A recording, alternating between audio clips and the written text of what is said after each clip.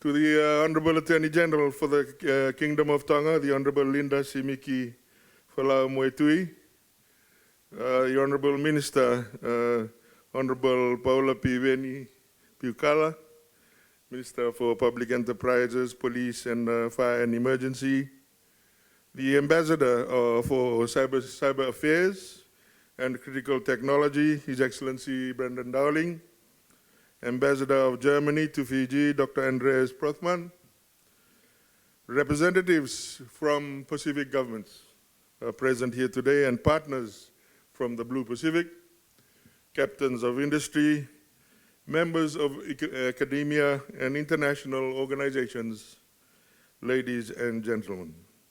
Once again, Lolavina, Yanravinaka, and a pleasant good morning to you all. For those of you visiting Fiji for the first time, and if it is, shame on you, welcome. And for those of you who are returning, Bulatale or welcome back. It is my honor to address you today at the opening plenary in the inauguration of Pacific Cyber Week. This landmark event, bringing together our region to discuss collective efforts towards a more secure and resilient cyberspace for the Pacific, is indeed important and critical. The Pacific Cyber Week builds on the inaugural Pacific Cyber Capacity Building and Coordination Conference, or P4C, held 2 years ago in Nandi, in this very room, in fact. At the last P4C, we identified 5 priorities to improve cybersecurity capacity building efforts in the region. They were, number 1, Pacific leadership, agreeing that the Pacific should co-design capacity building efforts that align with regional priorities as set out in the Lagatoy Declaration and the 2050 Strategy for the Blue Pacific Continent. Number 2, contextualized capacity building, recognizing that each Pacific country requires a tailored approach to cyber capacity building and avoiding a one-size-fits-all approach. We're probably having a cyber attack right now. Involved Pacific, number 3, improved Pacific cyber ecosystems, acknowledging that better coordination is needed between all stakeholders across Pacific governments, development partners, and industry. Number 4, embedded sustainability, ensuring Pacific countries receive the right assistance and can retain the benefits from capacity building. And number 5, inclusive development, respecting the Pacific way of not leaving anyone behind in the Pacific, no matter the size or shape of its economy. The Pacific Cyber Week gives us the opportunity to reflect on our progress on these 5 priorities, acknowledge our successes and our failures, and identify what is working well and what we can do better. Ladies and gentlemen, Fiji, alongside our Pacific brothers and sisters, is embracing a bold digital future. Just last week, we attended the 2nd Ministerial ICT Dialogue meeting in PIFS in Suva, and continued our resolution and commitment towards building a more cyber-secure Pacific. We see meaningful connectivity and digital transformation as enablers of inclusive growth and sustainable development. We envision a region where innovation and technology are powerful levers for economic development and a better quality of living for our people. In April this year, I had the honor of launching Fiji's National Digital Strategy, or NDS. The NDS has set out a roadmap to build a digitally empowered society and an innovation-driven led economy. We are focused on achieving real outcomes such as growing the ICT sector's contribution to 10% of GDP, up from 4.2% in 2022, generating over 40,000 jobs through increased access to digital economy, attracting at least over 100 million in terms of US investments, and empowering micro, small, and medium enterprises and startups through digital entrepreneurship. And already, we are creating the enabling environment for our digital future. The low Earth orbit satellites, or LEOs, have brought meaningful connectivity to Fiji, to its remote and maritime communities, unlocking new opportunities for our people and business. We licensed Starlink, I believe, in 2023, and in Parliament just last week, I announced the rollout of Starlink connectivity to 124 remote villages across the country. That is intended to increase to 390 villages over the next 2 to 3 years. And I acknowledge the presence of the chairman of the Telecommunications Authority of Fiji, Mr. David Ayer, who has been quite instrumental with the CEO in bringing that to fruition. Creating resilience in our digital infrastructure with the landing of the Google Mbulikula and Tambua subsea cables earlier this year, which will position Fiji as a regional hub for digital investment. And thirdly, focusing on digitization of government services through the Digital Fiji program to make them more accessible, efficient, and user-friendly to our citizens. These major initiatives have no doubt made Fiji even more attractive as a potential investment destination where businesses have the means to fully use digital technologies to achieve their goals. But, as usual, reaching these bold ambitions depends in a significant way on maintaining a secure and resilient cyberspace. Fiji is committed to the Ocean of Peace concept, as propagated by our Honorable Prime Minister, so that the region remains secure, stable, prosperous, and free from conflict, including cyberspace. A peaceful Pacific must protect itself from malicious cyber activity, where digital transformation is used to empower, not empower, but exploit. We are concerned with the continued rise of cyber attacks in our region that we are seeing, including financially motivated cybercrime, state-sponsored cyber activity, and threats targeting critical sectors and essential services.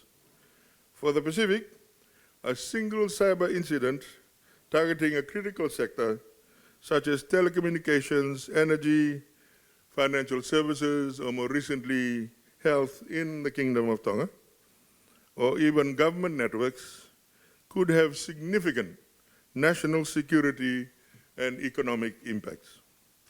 Most concerningly, malicious cyber actors are targeting sectors like healthcare, as I had mentioned in Tonga just recently. I would like to make it very plain and simple. Cyber attacks on humanitarian and essential services are not only abhorrently wrong, they are a direct threat to human life, dignity, national security, and our economies. This is why regional cooperation, information sharing, and collective action to combat cyber threats are more important than ever. We must work together to strengthen our cybersecurity and resilience, build capacity, and ensure no country is left behind. This will ensure our Blue Pacific is not only an ocean of peace, but also a region of digital safety, trust, and economic opportunity. Ladies and gentlemen, as mentioned, Fiji has set bold ambitions towards becoming also a cyber leader in the region and globally. As we look ahead, I would like to take a moment and share some of our progress and achievements since the last P4C.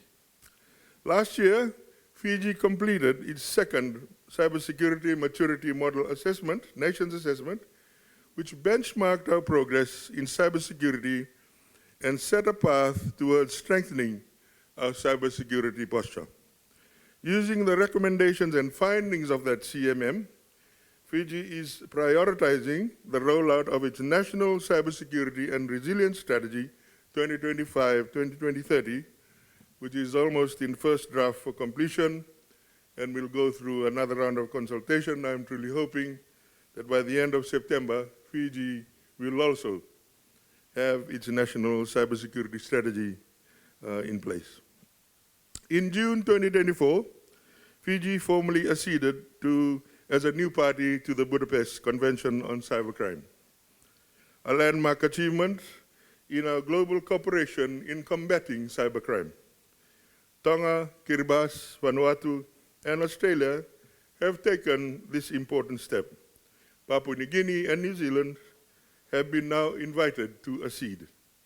For those who are currently considering acceding to the Budapest Convention, particularly the brothers and sisters in the Pacific, I'm sure I can speak on behalf of all of us that we stand ready to support, share experiences, and share lessons learned.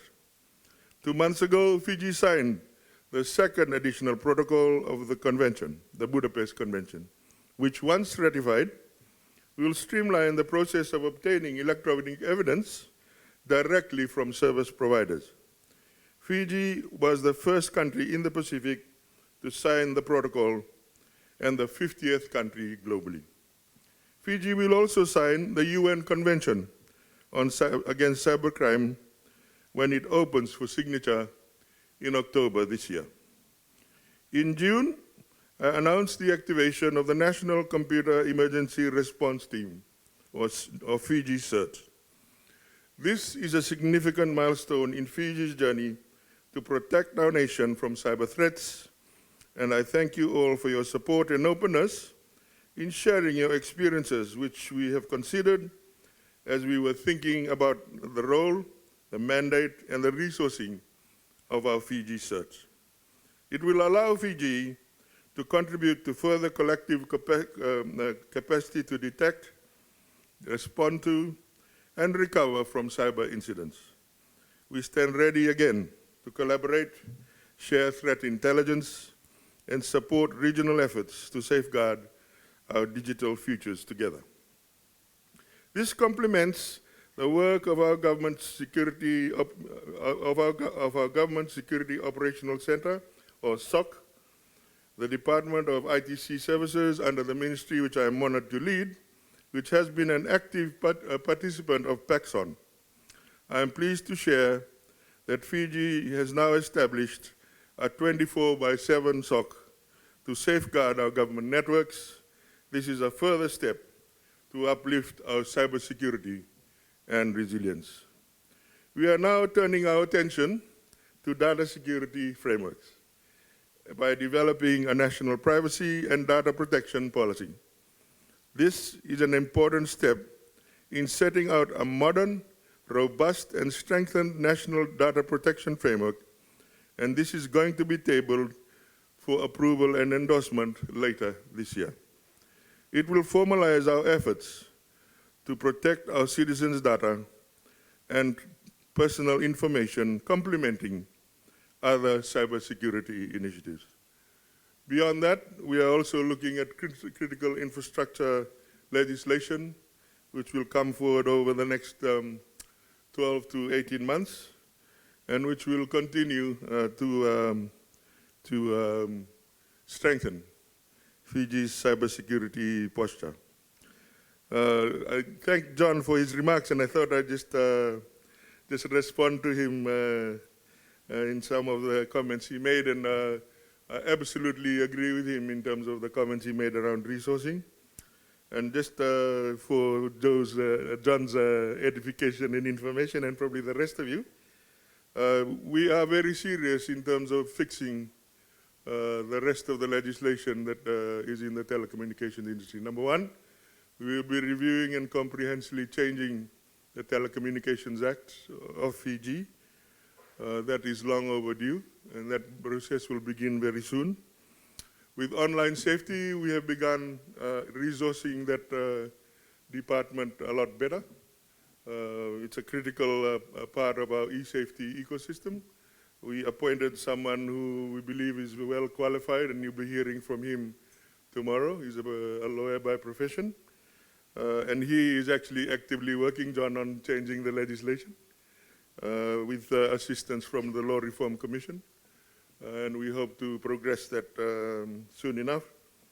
I also sympathize with the discussions from Madam Pepe around scamming. Fiji had its own version of a scam called the eBay scam about 2 years ago. From that, we created a scamming task force that actually now has all relevant government agencies on that task force. And we respond right now from that task force in terms of strategy, in terms of reacting to any cyber scamming incidents. It is fair to say that these two will actually require some legislation and some teeth, and we will be looking at that as part of the review of the Telecommunications Act and also the Online Safety Act going forward. And perhaps we may need to form a separate agency for scamming, but that is in the future. Also, just thought I'd touch on something else as well.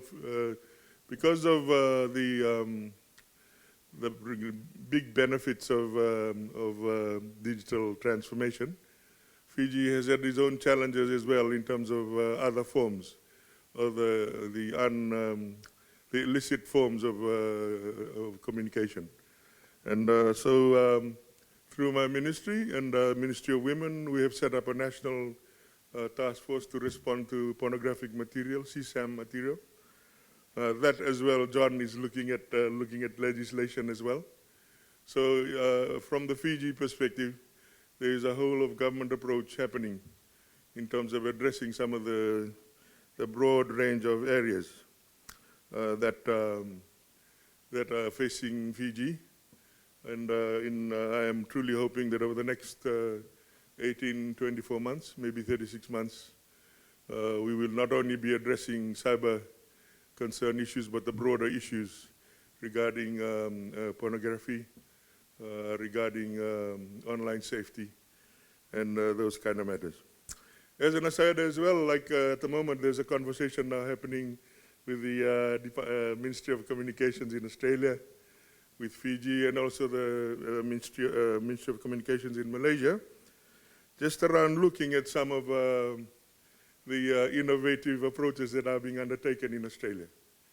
And here I refer to Facebook banning for under 16-year-olds, and also YouTube.